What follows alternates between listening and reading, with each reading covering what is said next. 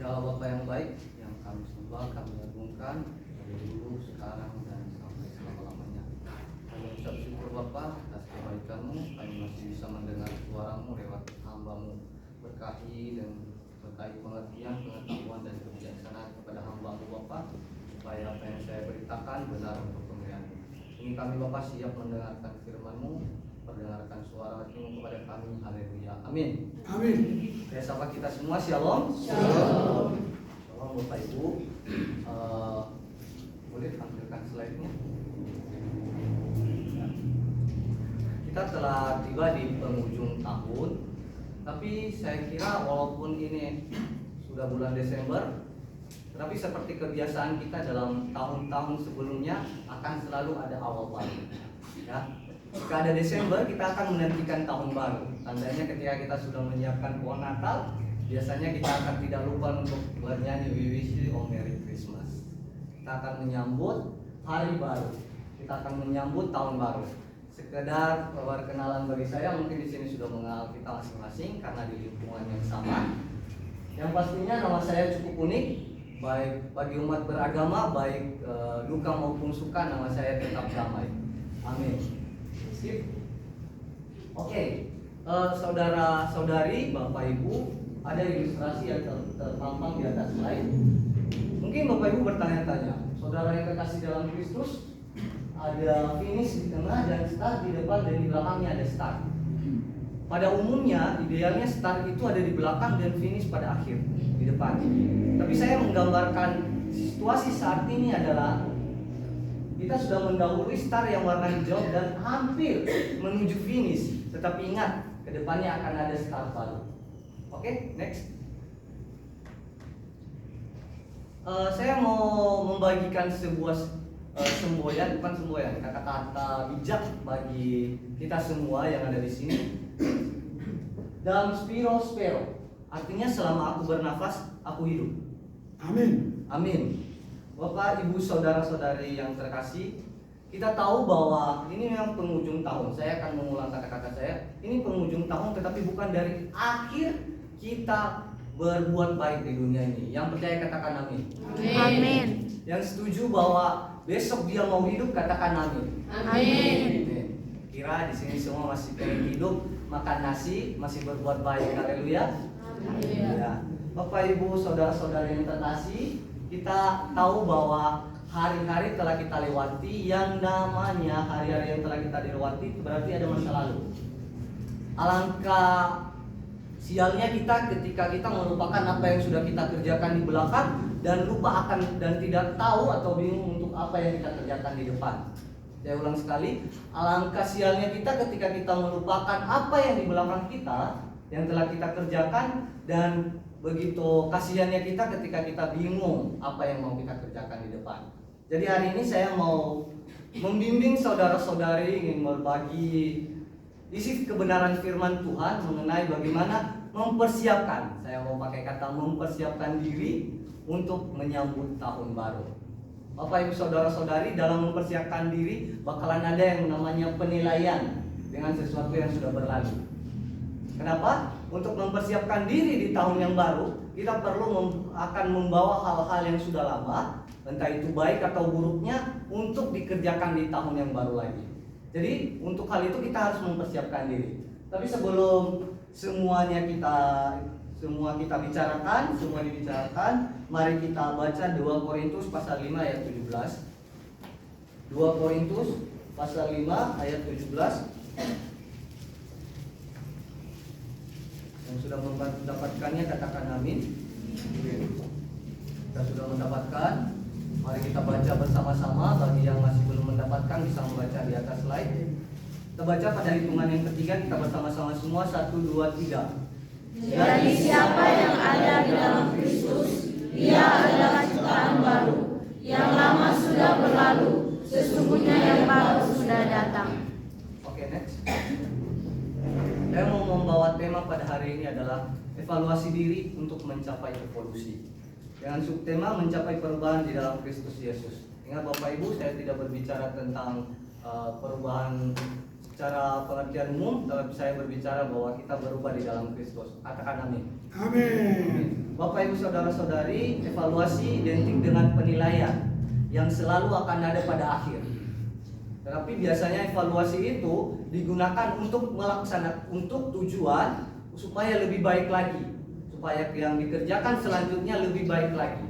Dan evolusi, kenapa saya memakai kata evolusi seperti bahasa ilmiah, tetapi saya mau mengajarkan kita bahwa evolusi itu selalu mengalami perubahan. Dengan tanda kutip, dia tidak pernah meninggalkan ciri khasnya. Ketika beberapa ahli menemukan evolusi binatang, akan selalu ada nenek moyang dari binatang itu. Begitu juga dengan buah yang berevolusi. Segala makhluk hidup yang berevolusi akan membawa ciri khas atau karakteristik yang ada di dalamnya menjadi lebih baik lagi, menjadi lebih baik dalam hal beradaptasi dengan dunia baru. Itulah evolusi. Jadi sekali lagi, evaluasi menilai dan evolusi adalah perubahan dengan membawa karakteristik. Lanjut. Lalu Bapak Ibu yang kita tanyakan dalam diri kita, apa yang perlu kita persiapkan? Apa yang perlu kita evaluasi supaya tahun depan kita bisa menghadapinya dengan lebih baik? Ada beberapa poin yang ingin saya sharingkan untuk kita saat ini adalah hal penting yang ada dalam diri manusia yang perlu dievaluasi adalah identitas sebagai ciptaan yang mulia. Bapak Ibu, kita sudah diajarkan bahwa makhluk hidup itu ada 3, benar? Amin. Kita diajarkan bahwa makhluk hidup ada 3, ada manusia, ada binatang, dan ada tumbuhan. Dan semua itu adalah ciptaan Tuhan. Yang setuju bahwa dia ciptaan Tuhan, katakan amin Bapak Ibu. Amin. Ketika kita disebut sebagai ciptaan yang mulia, manusia sering bangga dengan hal itu. Dan sebagai ciptaan yang mulia, kita memiliki beberapa hal yang membedakan kita dengan makhluk hidup lain atau benda mati yang lain. Kita memiliki akal budi, kita memiliki pengertian dan sebagainya. Namun ingat, sebagai ciptaan yang mulia, yang perlu kita evaluasi adalah apakah kita benar-benar mulia. Saya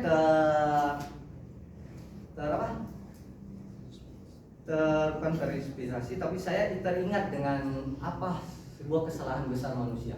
Kita mengatakan bahwa kita ciptaan yang mulia, tapi ingat, manusialah juga yang menyalibkan Yesus. Setuju Bapak Ibu? Karena dosa upah manusia, karena upah dosa manusia lah, Yesus Kristus, Sang Allah menjelma menjadi manusia untuk menebus utang dosa manusia. Kita memang mulia Bapak Ibu. Kita perlu mengevaluasi itu. Kita perlu menilai diri kita. Kita adalah ciptaan yang mulia, lebih mulia dari binatang, lebih mulia dari tumbuh-tumbuhan. Tapi ingat, manusialah sendiri yang mengakibatkan Yesus harus disalib, kita disalib. Jadi manusia bisa berkata bahwa dia makhluk yang mulia, tapi benarkah dia adalah seorang makhluk yang mulia? Itu akan kelihatan dari apa yang dihasilkannya sebagai pribadi ciptaan Tuhan yang dikatakan sebagai ciptaan yang mulia. Saya akan sering mengulang-ulang kata yang mulia ini karena kuncinya memang di sana. Yesus dikatakan sebagai Allah yang mulia, dia tidak berbuat dosa, tetapi manusia diciptakan sebagai ciptaan yang mulia karena ia diciptakan segambar serupa dengan Allah. Pada dasarnya di penciptaan Trinitas sudah ada, karena kata ganti di sana dipakai jamak. Ketika kita menafsir itu, kata ganti yang digunakan baiklah kita yang dalam arti jamak, yang dalam arti Trinitas. Semua bukan hanya Kristus yang kita gambarkan dalam hidup kita, tetapi Allah Bapa atau Allah Pencipta, Allah Anak atau Yesus Kristus, dan Allah Roh Kudus. Jadi saudara-saudari yang kekasih, Bapak Ibu, saya menghimbau kita, mari kita lihat, mari kita cek, benar nggak saya sudah layak dikatakan sebagai ciptaan yang mulia? Benarkah? Apakah saya mungkin lebih baik atau mungkin lebih buruk dari ciptaan yang lain? Atau sama dengan? Ya, kita pakai kata sama dengan. Akankah perilakuku, akankah sikapku yang nilai-nilai Kristus, mengasihi, mengampuni, melebihi dari ciptaan yang lain? Ingat, harimau tidak memakan anaknya, tetapi ketika manusia mencelakai temannya, alangkah rendahnya dia di hadapan Tuhan.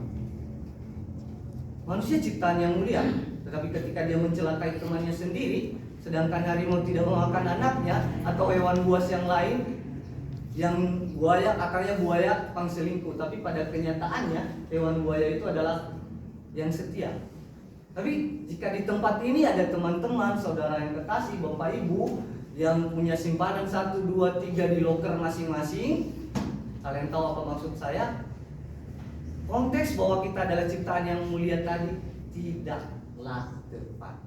Kita perlu mengevaluasi identitas sebagai manusia, identitas sebagai ciptaan yang mulia. Sudah kita pegang erat, sudah kita miliki atau belum? Jika tidak, mari kita benarkan jalan kita. Kembali ke konteks bahwa kita adalah ciptaan yang mulia. Yang setuju katakan amin. Haleluya.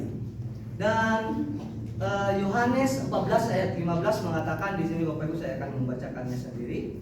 Yohanes 14 ayat 15. Jikalau kamu mengasihi aku, kamu akan menuruti segala perintahku. Apa bedanya manusia dengan iblis? Iblis mengenal Allah, tetapi dia tidak lebih mulia daripada manusia. Iblis adalah awal mulanya adalah malaikat, tetapi ketika dia berbuat dosa, Tuhan tidak berniat untuk menyelamatkannya. Kenapa? Bapak Ibu saudara-saudara yang terkasih, kita tahu bahwa iblis sampai sekarang pun masih berniat untuk memberontak kepada Allah. Jadi selaku ciptaan Allah yang mulia, selaku ciptaan Allah yang sangat dikasihinya, mari kita jauh-jauh dari kata iblis. Mari kita jauhkan diri dari perumpamaan seperti iblis. Ya, karena iblis sama seperti ciptaan, sama seperti manusia. Cuman iblis tidak memiliki identitas mulia seperti kita. Jadi mari kita mengevaluasi diri. Saya mengimbau masing-masing teman-teman, masing-masing saudara-saudara yang kekasih, masing-masing Bapak Ibu, lihat kembali, benarkah kita ciptaan yang mulia? Poin yang kedua yang perlu kita evaluasi adalah manusia itu memiliki akal budi, pengertian, pengetahuan, dan sebagainya. Saya tergelitik dengan perkataan yang mengatakan coba dulu baru tahu, atau nakal dulu baru sukses. Saudara-saudara yang terkasih, nakal dulu baru sukses itu bukanlah sebuah sebab dan akibat. Ya, maksudnya kita nakal, tahu-taunya besok kita sukses.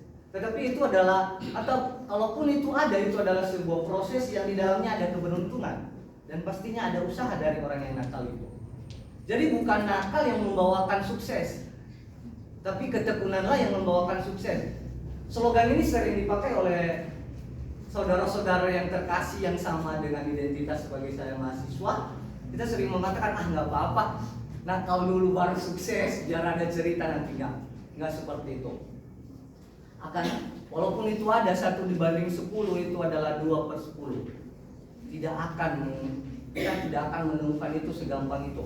Itu akan ada faktor keberuntungan, atau enggak dia kaya dari lahir, atau semacamnya. Atau coba dulu baru tahu. Beberapa orang mengatakan, kalau Adam dan Hawa tidak berbuat dosa, manusia tidak akan mendapat pengetahuan karena mereka makan buah pengetahuan. Bapak Ibu, saudara-saudara yang terkasih, saya kira tidak demikian. Pada awalnya manusia sudah memiliki akal budi. Adam dan Hawa sudah memiliki pengertian dan pengetahuan. Terbukti dari ketika Allah memberikan mandat kepada mereka memelihara Taman Eden, mereka mampu. Anak kecil, saya tidak menyebutkan orang bodoh, orang gila, atau dalam gangguan. Saya menyebutkan anak kecil. Anak kecil ketika diberikan tanggung jawab, saya pikir kita akan berpikir 2 kali. Kenapa? Dia bahkan tidak masuk dalam golongan orang bodoh. Dia masih punya pengertian walaupun dengan standarnya sebagai anak kecil. Oke? Tetapi ketika orang bisa melaksanakan tanggung jawab diberikan kepadanya, maka bisa dia katakan bahwa dia punya pengetahuan dan pengertian. Jadi bukan ketika Adam dan Hawa jatuh dalam dosa baru kita bersenang-senang, karena dosalah kami punya pengetahuan. Tidak. Ketika kita melakukan kesalahan, yang kita temukan adalah pengalaman. Tetapi tidak akan pernah bisa kita hindari dari konsekuensi. Tidak akan pernah. Tidak pernah kesalahan akan mendapat ujian. Kesalahan paling-paling akan mendapat pengalaman untuk tidak berbuat hal demikian lagi. Jadi Bapak Ibu, ayat ayat yang 2 Korintus pasal 5 ayat 17 tadi mengingatkan kita untuk mengevaluasi diri. Kita ingin jadi hidup baru di dalam Kristus, tapi kita perlu mengevaluasi diri. Satu, kita ini ciptaan yang mulia kah? Apa benar sudah kita miliki identitas itu sebagai manusia sebagai ciptaan yang mulia? Atau kita masih berpikir bahwa kita harus coba dulu biar kita berpengetahuan? Poin yang ketiga dari apa yang perlu dievaluasi dalam diri manusia adalah emosi. Emosi banyak. Tapi pada umumnya orang ketika berbicara emosi, mereka akan tertuju dengan amarah. Padahal tidak hanya demikian. Emosi adalah rasa takut, kecewaan, khawatir, percaya diri, dan semacamnya. Emosi itu timbul di dalam hati manusia, di dalam diri manusia. Tidak berbentuk tetapi tergambarkan melalui ekspresi, tindakan, dan semacamnya. Ya, khawatir yang berlebihan itu buruk. Di sini mungkin saudara-saudara yang terkasih masih memiliki masa lalu yang sampai sekarang masih terbawa dan sering membuat kita risau. Oh, jangan-jangan nanti orang akan tahu masa laluku dan mereka akan menghindari saya. Kita perlu mengevaluasi itu. Tuhan berkata dalam perjanjian, Yesus mengatakan dalam perjanjian baru bahwa kekhawatiran kita tidak akan mendatangkan sehasta dari yang kita miliki. Maka malahan kekhawatiran yang kita rasakan sekarang, Bapak Ibu, saudara-saudari yang kasih, hanya akan mendatangkan buruk, hal-hal buruk. Kenapa? Kita akan overthinking dengan segala sesuatu. Oh, jangan-jangan, gini, overthinking, dan akhirnya stres. Tujuan kita tidak tercapai, yang ada kita masuk dalam peti mayat, dikuburkan, dimakan cacing, tanpa menyelesaikan tugas kita di dunia. Saya percaya bahwa masing-masing daripada kita ini kita punya tujuan hidup dan kita punya mandat yang harus dikerjakan. Apalagi kita sebagai orang teologi ya, kita paham sekali apa mandat agung yang telah diberikan Kristus. Jadi tidak ada alasan bagi kita untuk cepat-cepat pergi ke Tuhan. Sebab saya yakin masih banyak jiwa-jiwa yang perlu dituai di luar sana. Saya yakin masih banyak teman-teman atau saudara-saudara yang terkasih, saya percaya dengan Bapak Ibu di tempat ini pernah melakukan penginjilan, tapi saudara-saudara yang terkasih pasti masih banyak yang tidak pernah melakukan penginjilan. Jadi jangan buru-buru mati dulu, jangan buru-buru mati. Kita masih punya tugas. Ya, jadi jauhkan padamu rasa kekhawatiran. Emosi yang perlu dievaluasi dalam diri manusia yang bisa menyebabkan kita down menghadapi tahun baru, menghadapi hal-hal baru, yaitu amarah. Oh maaf, kalau saya mau menggelitik saudara-saudari sedikit saja bahwa kekhawatiran itu menandakan ketidakmampuan. Ya, ketika orang pintar diberikan pekerjaan, dia akan mengerjakan dengan percaya diri. Ada yang bodoh di tempat ini? Tidak ada, saya rasa tidak. Semua punya akal budi, semua punya kemampuan masing-masing, semua punya kelebihan masing-masing, tetapi tidak sama. Tetapi itulah kita saling melengkapi. Saudara-saudari yang terkasih Bapak Ibu, kekhawatiran yang kita timbulkan itu akan menjadi ukuran bagi kita bahwa ketidakmampuan diri kita untuk berbuat. Jadi jika Bapak Ibu merasa bahwa Bapak Ibu saudara-saudari memiliki kemampuan, memiliki pengetahuan, jauhkan padamu rasa kekhawatiran. Ya. Lalu bagaimana dengan amarah? Amarah menimbulkan dendam. Amarah menimbulkan dendam. Mazmur pasal 37 ayat 8 mengatakan, berhentilah marah, tinggalkanlah panas hati itu. Jangan marah, itu hanya membawa kepada kejahatan. Ketika kita dendam kepada seseorang, Bapak Ibu, saudara-saudara yang terkasih, yang ada kita hanya berpikirkan tentang hal-hal negatif tentang orang itu. Entahlah kita akan mencelakainya, kita akan mempermalukan dia, atau kita akan berpikir, oh setidaknya kamu merasakan seperti apa yang saya rasakan. Saya kira di tahun yang depan ketika kita ingin menjadi orang yang lebih baik lagi, yang namanya amarah ini kita harus singkirkan dari kita. Kita harus kontrol lagi. Manusia memang tidak bisa menghindari sifat alaminya, tetapi manusia bisa mengontrol sifat amarahnya. Jangan sampai marah kita itu berlangsung-langsung lama. Seperti kata Alkitab, jangan sampai gelap dan kita masih marah kepada Tuhan kita. Dan dalam arti jangan sampai sudah berlarut-larut kita masih menyimpan dendam. kepada saudara-saudara terkasih, kepada teman-teman atau keluarga atau teman kerja. Tidak demikian. Yang perlu kita evaluasi adalah emosi kita. Kita lihat apakah emosi yang ada di dalam diri kita itu adalah baik atau tidak. Akankah itu baik untuk dibawa ke depan, untuk menuju kehidupan yang baru, bersama Kristus di tahun yang baru, atau itu hanya akan memperburuk kehidupan saudara-saudara yang terkasih. Lalu amarah itu membuat bodoh. Kenapa saya mengatakan membuat bodoh? Saya buka lagi di Pengkhotbah 7 ayat 8. Tercatat di sana bahwa akhir suatu hal lebih baik daripada awalnya. Ayat ke-9, Pengkhotbah 7 ayat yang ke-9. Janganlah lekas-lekas marah dalam hati, karena amarah menetap dalam dada orang bodoh.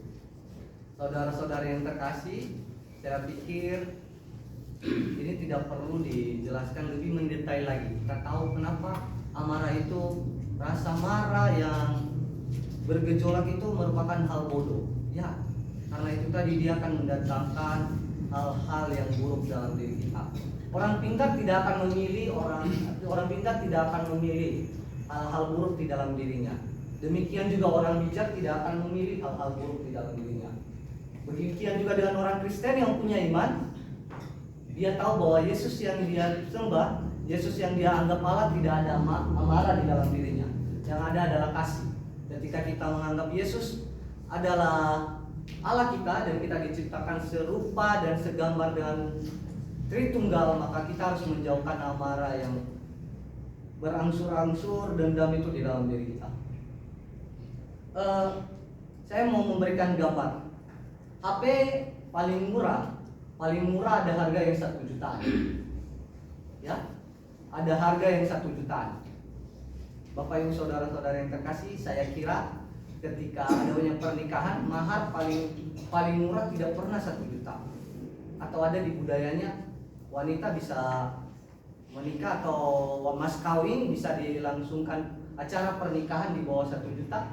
Saya kira mungkin itu bukan yang disebut mahar, tapi mungkin persetujuan antara orang tua yang memang mengambil persetujuan bahwa tidak perlu adanya mahar. Tapi bagi kami orang Nias, tidak pernah ditemukan 1 juta. Bahkan wanita yang ditemukan berbuat salah pun itu akan di atas demikian. Ya, jadi jika HP yang 1 juta ini dibandingkan dengan manusia yang sangat bernilai, HP ini masih bisa dibersihkan ketika terdapat file sampah di dalamnya. Benar? Kita masih bisa membersihkannya. Kita tinggal mencari pengaturan, kita cari opsi cleaner, kita bersihkan, HP kita akan bersih dari file-file sampah yang tidak kita fungsikan lagi. Apalagi manusia. Jika HP yang harga 1 juta masih bisa dibersihkan, apalagi manusia yang dikatakan sebagai ciptaan yang mulia. Berikan tepuk tangan bagi nama Tuhan. Nah, bagi saudara-saudara yang terkasih, emosi amarah yang merasa, emosi tidak hanya tentang amarah, takut, tetapi tentang terkadang merasa dikucilkan juga adalah emosi yang ada di dalam diri kita. Tapi saya mau katakan bahwa ketika kita merasa dijahatin sama orang lain, kita tak perlu takut. Ketika kita menerima perlakuan buruk dari seseorang, emosi kita harus dikontrol. Jangan terlalu khawatir, karena satu, kita mempunyai Allah yang hidup. Allah kita bukan Allah yang mati yang akan melihat kita tertindas kalau kita benar. Dan kedua, Mazmur pasal 39 masih di pasal yang sama. Mazmur pasal 39 ayat yang ke-9 mengatakan, sebab orang-orang yang berbuat jahat akan dilenyapkan. Bukan saya yang mengatakannya, Bapak Ibu. Jadi ketika kita mempergunakan emosi kita dengan buruk, kita hanya takut dengan hal-hal jahat yang menekan kita hanya fokus kepada orang-orang yang menyakiti kita, sehingga kita tidak mengontrol emosi kita. Betapa kita tidak membaca Alkitab, karena Alkitab mengatakan hal-hal yang demikian akan tersingkirkan. Orang-orang jahat akan dimusnahkan oleh Tuhan. Jadi kita tidak perlu khawatir. Kita hanya tersiksa di dunia ini. Tapi ketika kita sudah bersama-sama dengan Yesus Kristus di tempat yang telah Dia sediakan pada kita, kita akan merasa bahagia, terbebas dari orang-orang jahat. Tetapi kembali lagi dari pilihan saudara-saudara yang terkasih Bapak Ibu, bagaimana dengan apa yang kita lakukan di dunia ini? Akankah kita akan masuk surga atau tidak? Akankah iman kita masih kepada Yesus sehingga kita diselamatkan atau tidak? Itu kembali lagi. Ketika kita masih di neraka, ya senantiasa kita akan bertemu dengan orang-orang jahat. Tapi ketika kita sudah masuk surga, karena kita memiliki iman yang kuat kepada Yesus Kristus, maka kita akan terhindar dari hal-hal jahat. Poin berikutnya yang perlu dievaluasi dari diri manusia adalah aktualisasi diri atau peran diri, atau apa yang bisa kau hadirkan, apa kualitas diri, atau apa yang sudah bisa kita kerjakan dengan dunia ini. Aktualisasi diri itu salah satu kebutuhan yang dibutuhkan manusia, salah satu kebutuhan yang dimiliki manusia. Sigmund Freud dalam teorinya mencatat bahwa aktualisasi diri ini adalah kebutuhan yang akan selalu dikerjakan manusia setelah kebutuhan-kebutuhan yang lain, seperti kebutuhan primer atau kebutuhan sekunder dan semacamnya. Dia akan mencoba membawakan apa yang dia miliki untuk digunakan di dalam kehidupan orang lain. Buktinya kita akan selalu berupaya membuat orang lain itu senang, selalu berupaya agar orang lain mengenal kita, selalu berupaya agar kita khotbahnya Pak Cesar be on top. Lalu bagaimana dengan aktualisasi diri? Aktualisasi diri, karena kita adalah orang teologi, saya mau mengambil satu hal saja tentang pelayanan. Ibrani 11 ayat 1 mencatat, iman adalah dasar dari segala sesuatu yang kita harapkan dan bukti dari segala sesuatu yang tidak kita lihat. Dan ketika orang beriman, dia akan memiliki rasa takut akan Tuhan. Dan ketika kita sudah memiliki rasa takut akan Tuhan, kita akan memiliki pengetahuan. Bapak, Ibu, saudara-saudara yang terkasih, ketika ingin menjadi orang yang bisa mengaktualisasikan diri di dunia yang semakin kompleks ini, semakin rumit, semakin tingkat persaingannya semakin sulit, kita perlu pengetahuan. Ya, karena tidak hanya dibutuhkan pintar, tetapi sekarang orang dibutuhkan bijak. Karena tidak selalu orang pintar akan naik ke atas, tetapi orang yang bisa mengetahui apa yang ada di dalam dirinya dan apa yang bisa dia jual sebagai jasa dan apa yang bisa dia kerjakan untuk kemuliaan Tuhan, terutama di gereja. Untuk mahasiswa-mahasiswa yang pelayanan, mungkin ketika pergi pelayanan kita senantiasa menjadi tamu, layaknya seperti tamu, cuma melihat orang lain melayani. Dan kita cuma ikut beribadah, tepuk tangan, puji, sorak, haleluya. Kenapa? Karena kita tidak bisa melakukan apapun. Jadi lihat dalam dirimu, evaluasi dirimu, apa yang sudah kita miliki sebagai skill yang bisa kita lakukan dalam pelayanan. Sehingga poin di dalam diri kita bahwa manusia itu ingin mengaktualisasikan dirinya tercapai. Supaya apa yang kita punya, skill yang kita punya itu, ketika kita sudah mengevaluasi apakah itu baik atau buruk, kita bisa membawakannya lebih baik lagi ke tahun yang depan. Saya mau berbicara tentang pelayanan. Seringkali di tempat ini, tidak hanya di tempat ini, tapi di berbagai tempat saya menemukan adanya perbandingan pelayanan. Seringkali yang main musik lebih mendominasi ketika rapat, karena dipikir lebih berpengaruh dalam pelayanan dibanding orang yang hanya setiap minggu dijadwalkan untuk petugas kolektor dan atau semacamnya, penerima tamu, sound atau WL. Tapi saya mau mengatakan ada dua tokoh penting yang memberikan gambaran yang mengaktualisasikan dirinya dalam pelayanan, Rahab dan Ruth.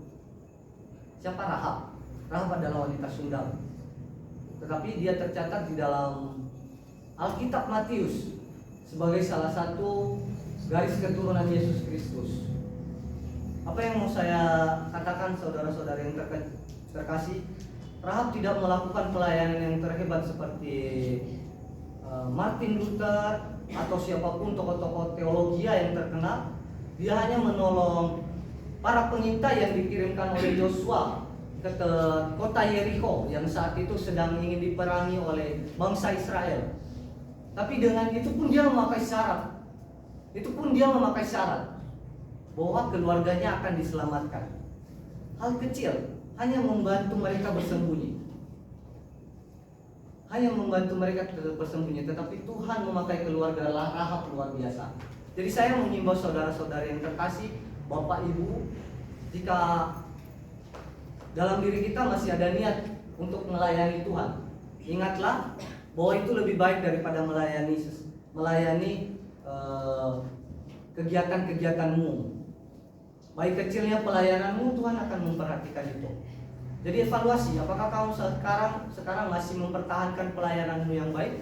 Jika iya, pertahankan. Demikian dengan Ruth. Ruth awalnya bukan wanita yang menyembah Allah bangsa Israel. Tetapi ketika Naomi menyuruh dia balik, dia mau mengatakan apa? Bangsamu adalah bangsaku, Allahmu adalah Allahku.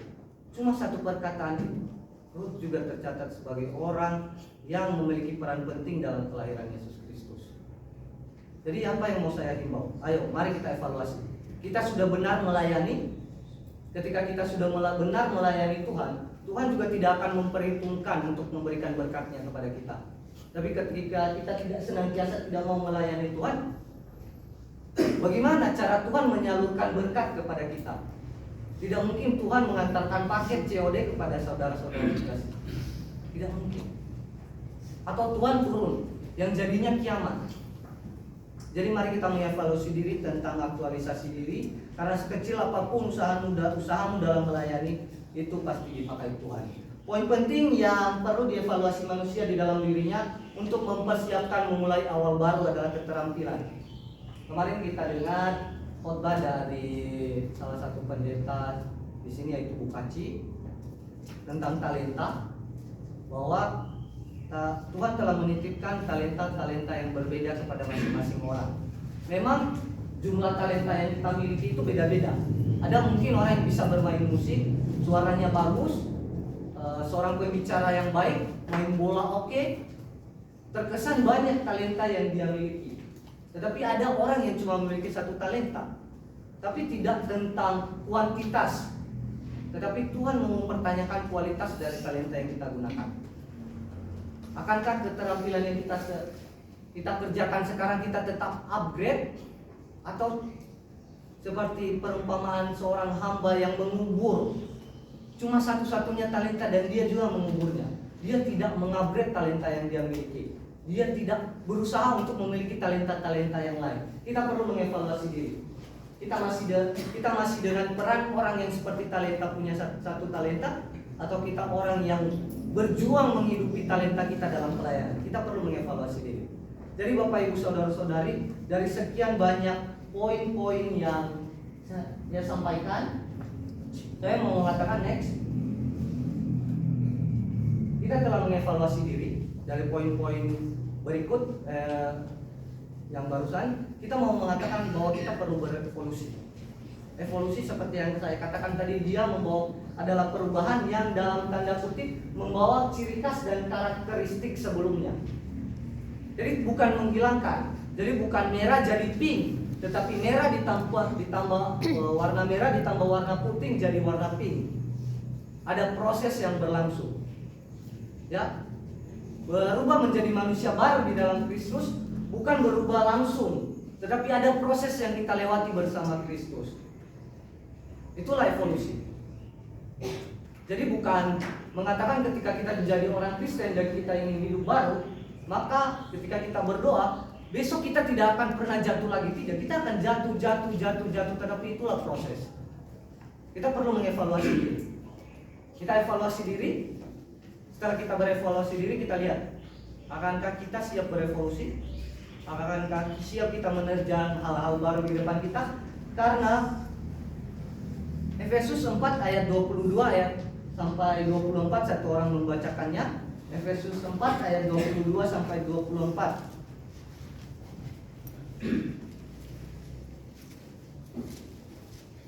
Efesus 4 ayat 22. Efesus 4 ayat 22 sampai 24. Beginilah firman Tuhan, yaitu bahwa kamu berhubung dengan kehidupan kamu yang dahulu harus menanggalkan manusia lama yang menemui kebinasaannya oleh nafsunya yang menyesatkan, supaya kamu dibaharui di dalam roh dan pikiranmu, dan mengenakan manusia baru yang telah diciptakan menurut kehendak Allah di dalam kebenaran dan kekudusan yang sesungguhnya. Ya, yaitu bahwa kamu berhubung dengan kehidupan kamu yang dulu. Akan selalu ada ciri khas dan karakteristik kita yang telah kita bawa dari masa lalu. Damai yang sekarang akan 10 tahun ke depan akan tetap membawa ciri khas damai. Saya akan selalu membawa ciri khas saya sebagai seorang yang mungkin menurut penilaian teman-teman sebagai ciri khas atau karakter saya akan membawakan itu. Tetapi apa yang ada dalam diri saya itulah yang perlu diperbaharui. Lanjut daripada itu dia mengatakan harus menanggalkan manusia lama yang menemui kebinasaan oleh nafsunya yang menyesatkan. Hal-hal yang setelah kita mengevaluasi diri tadi, hal-hal yang kita anggap buruk, yang tidak terdapat di dalam Yesus Kristus, yang tidak terdapat dalam sifat-sifat ilahi Kristus, kita harus tanggalkan. Hal-hal yang menyesatkan kita tanggalkan. Tapi hal-hal yang baik itu kan kita sama-sama kita upgrade lagi dan kita isi lagi hal-hal yang buruk itu dengan hal-hal yang baik. Ya, saya mau menutup tentang evaluasi dan evolusi ini dengan satu kata kalimat menarik lagi. Ini yang bahasa Spanyol dan dari seorang filsuf, kelompok filsuf Sky Leader, namanya Veni Vidi Vici. Saya datang, saya melihat, saya menaklukkan.